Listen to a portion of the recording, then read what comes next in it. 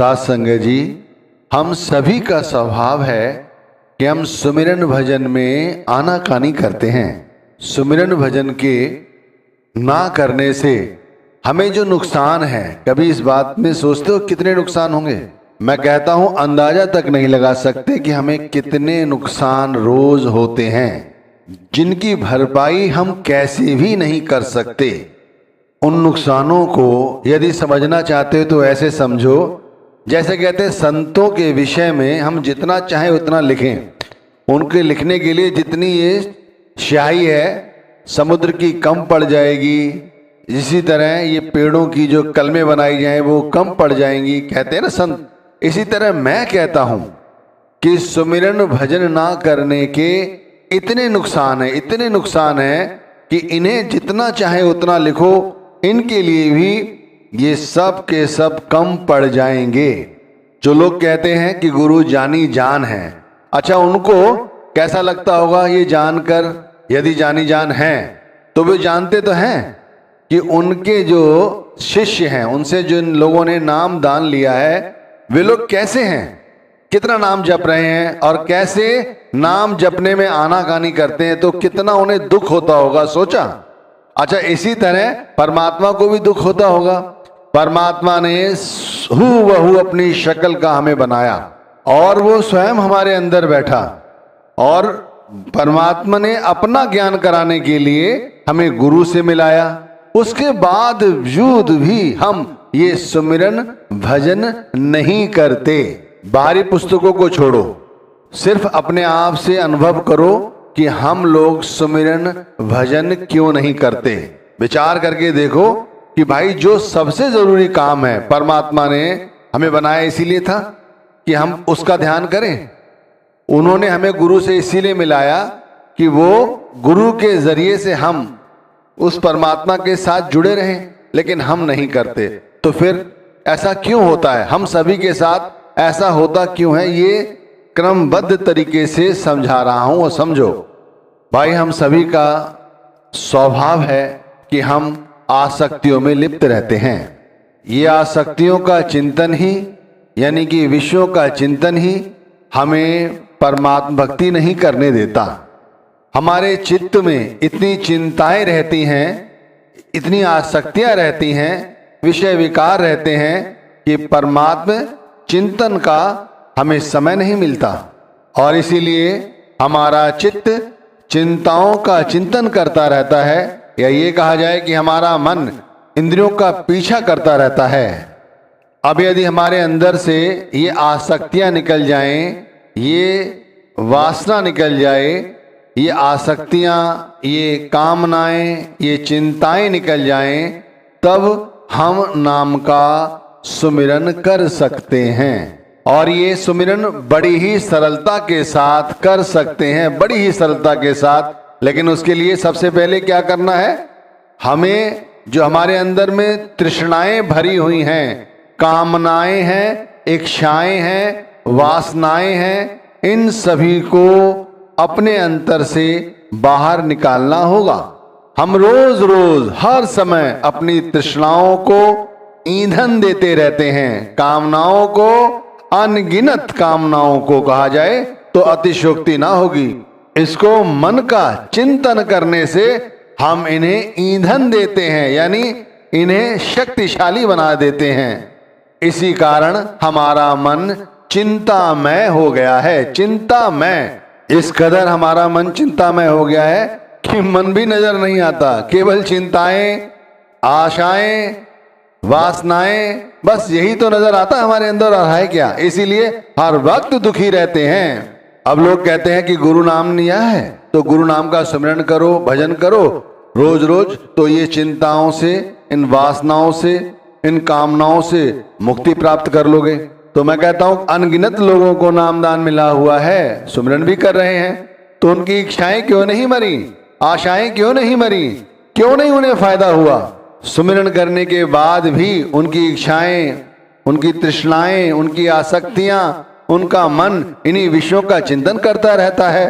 देखो हमारे अंदर दो शक्तियां हैं, आत्मा की, सुरत और निरत की। कहते हैं ये सुरत शब्द धुन सुनने की और निरत शब्द के प्रकाश को देखने की शक्ति रखता है। लेकिन चूंकि हमारा मन आसक्तियों से प्रेरित है, इसीलिए इसे अपने अंतर में कोई शब्द धुन सुनाई नहीं देती, ना ही इसे शब्द का प्रकाश दिखाई देता है। अगर मेरी बात झूठ मानते हो तो अभी चौखड़ी लगाओ, बैठो। चलो चौखड़ी ना लगाओ, ऐसे ही बैठ जाओ, आंखें बंद करो, अंदर सुनो क्या हो रहा है।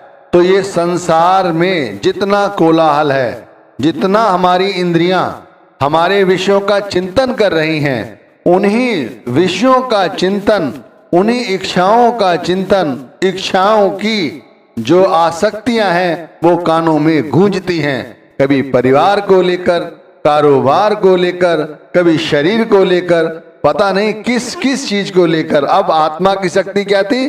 सुरत, यानी कि शब्द धुन सुनने की। लेकिन अब वो क्या सुन रही है? ये सुन रही है जो मैं बता रहा हूं। इसी तरह निरत का कार्य था शब्द के प्रकाश को देखना। अब यदि आंखें बंद करके अंदर में झांको तो क्या दिखाई देता है? यही इच्छाएं, यही कामनाएं दिखाई दे रही हैं। बच्चे दिखाई दे रहे हैं, बच्चों के बच्चे दिखाई दे रहे हैं, शादी दिखाई दे रही है, कारोबार दिखाई दे रहा है।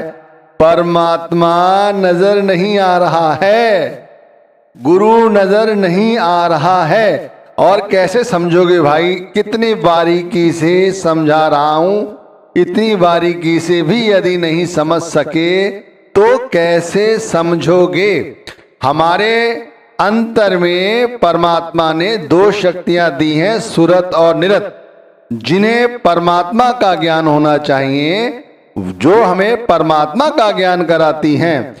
लेकिन वो दोनों शक्तियां अभी हमें अंदर में सिर्फ कामनाओं की, वासनाओं की, इच्छाओं की, तृष्णाओं की, इनकी ही हमें जानकारी देती और हम हर वक्त चिंताग्रस्त और दुखी रहते हैं। सुनो, भंवर गुफा में प्रवेश का मार्ग बहुत ही संकीर्ण है। ये समझो पहले, आप मैं क्या समझा रहा हूं। अब इसे भंवर गुफा कहो या भक्ति का द्वार कहो, ये भक्ति का द्वार अत्यंत संकरा है। संकरा मतलब बहुत ही छोटा है। कितना छोटा है? अब इसे ऐसे समझो जैसे राई का दाना देखा है, राई के दाने का 10वां भाग कर लो आप, उससे भी छोटा है ये भंवर गुफा का द्वार। अब आप समझो, हमारा मन जो हाथी की तरह मत वाला है, वासनाओं में लिप्त है, इतना विशाल है, इतना विशाल है। आप सोचो क्या ये मन इस संकरे द्वार में, बताइए इस भंवर गुफा में क्या प्रवेश कर पाएगा? यदि प्रवेश कर जाता तब इसे जो आत्मा की दो शक्तियां हैं इसकी सही सही जानकारी होती। लेकिन भाई ये प्रवेश नहीं कर पाता, इसीलिए हमारा जो मन है वो चंचल है, और चंचल मन के साथ इसमें प्रवेश नहीं मिल सकता। बाहर से तो हम सभी सत्संगी बने रहते हैं और हमारे अंदर में आसक्तियां, विषय विकार, काम वासना, छल कपट, मेरा मेरी, ये सब चलता रहता है। इसीलिए इस मन जो चंचल है, जो कि चोर है, चपल है, इसका अंतर में प्रवेश वर्जित है। चाहे किसी गुरु से दीक्षित हो जाओ, किसी भी गुरु से दीक्षित हो जाओ, स्वयं परमात्मा गुरु बनकर तुम्हें दीक्षा दे दे, उसके बावजूद भी यदि आनाकानी करोगे, सही तरह से संत मत को नहीं समझोगे, तो भंवर गुफा में प्रवेश हमारा वर्जित है। हमारे मन के दो दोष हैं, एक तो वह स्थिर नहीं हो पाता, और दूसरा मैंने बताया पहले ही आपको कि ये चोर है, ये छिपकर कार्य करता है। चंचल मन के साथ नाम भक्ति करोगे तो कुछ नहीं बनेगा। ध्यान रखिए, हमारे अंतर में दर्पण है, लेकिन इस चंचल मन के साथ हमारी आत्मा अपने आप को नहीं पहचान पाती, क्योंकि चंचल मन द्वारा आत्मा का साक्षात्कार हो ही नहीं सकता। इसीलिए मैं कहता हूं हमारे अंदर में दो तरह के मन जो है, एक साधारण मन हो गया, एक उच्च स्तरीय मन। अब साधारण मन तो जैसे हम सभी जानते ही हैं, हम सभी के साधारण मन हैं, इसमें क्या और चर्चा करूं। अब उच्च स्तरीय मन जो है, इसके विषय में समझो कि ये वो दिव्य मन है जो परमात्म भक्ति करता है, गुरु भक्ति करता है और मोक्ष की कामना करता है और मोक्ष का अधिकारी भी है। जब उच्च स्तरीय मन शब्द के साथ जुड़ जाता है तो परमार्थ के उस शिखर तक पहुंच जाता है जहां परमात्मा ने अपने रंग बिखेरे हुए हैं। वहां पर देखकर परमात्मा के रंग को ये गुरु का धन्यवाद करता है कि गुरु ने ही ये हमें ज्ञान दिया, जिस तरह आज मैं इस परमात्मा का साक्षात्कार कर पाया। ऐसे समझो ये उच्च स्तरीय मन आकाश में उड़ता फिरता है और उड़ते उड़ते सतलोक तक पहुंच जाता है, लोक तक पहुंच जाता है, सचखंड तक पहुंच जाता है। भाई मन को मित्र बनाओ, मैं कह रहा हूं समझो, मन को मित्र बनाओ, किसी चीज की कमी नहीं रहेगी। यह मित्र बन जाएगा तब पाओगे, तब अनुभव करोगे कि ये मन तो पानी से भी पतला है, धुएं से भी अधिक सूक्ष्म है, पवन से भी अधिक गति वाला है। इसका सही से इस्तेमाल करो, सही से। और मन को कैसे समझाओगे? मन रूपी घोड़े को केवल संयम और समर्पण द्वारा ही वश में किया जाता है। दूसरा, तीसरा, चौथा कोई रास्ता नहीं है। आप सुमिरन कर रहे हो, गुरु भक्ति कर रहे हो, पर चंचल मन नहीं साध पा रहे, तो संयम नहीं है, तो क्या फायदा हुआ ये सुमिरन करने का? अगर समर्पण नहीं आया अंदर कि जो कुछ हो रहा है मेरे साथ, जो कुछ हो रहा है वो मेरे किसी कर्म का फल है जो मैं भोग रहा हूं और इसे मुझे खुशी खुशी भोगना चाहिए। गुरु की, परमात्मा की मौज में पूर्ण रूप से जो समर्पित है उसका मन संयम में आता है। ऐसे थोड़ी आ जाता है कि नाम जपते रहो, नाम जपते रहो। नाम जप रहे हो, कब से नाम जप रहे हो? देख लो, 50 साल हो गए लोगों को नाम जपते जपते, लेकिन उनका मन उनके कभी काबू में नहीं आया। क्यों? क्योंकि चंचल रहा, चंचलता नहीं छोड़ी, चपलता नहीं छोड़ी, समर्पण एक पल भी नहीं आया। नमक थोड़ा सा भी कम हुआ सब्जी में तो उपद्रव शुरू कर दिया। काहे बात के सत्संगी हो, बाहरी सत्संगी नहीं भाई, इससे काम नहीं चलेगा। इससे तो सिर्फ एक दिखावा है। आंतरिक भक्ति ही सबसे बड़ा गुरु मंत्र है, समझे? सबसे बड़ा गुरु मंत्र। यदि कोई नदी जल से भरी हुई है लबालब और हमें उस पार जाना है, और सबसे बड़ी बात है जो नौका है वो समझो कागज की है, और उसी नौका पर हमारे जो मनोवृत्ति वाले 5 दुष्ट हैं वो भी उसी पे सवार हैं। अब इन जो 5 दुष्ट प्रवृत्ति वाले हमारे अंतर में बैठे हुए हैं, इन्हें जैसे ही समय मिलता है वैसे ही हमारी ये नाव को डुबो देते हैं। आप समझो क्या कोई उस सरिता को, उस नदी को पार कर पाएगा? ठीक हमारे साथ ऐसा ही होता है। हम सारा सुमिरन भजन करते हैं, लेकिन मन की चपलता के आगे, चंचलता के आगे हम कोई ऐसा कार्य कर बैठते हैं कि सारा सिमरन भजन किया हुआ व्यर्थ हो जाता है। इसे और सरलता से समझो।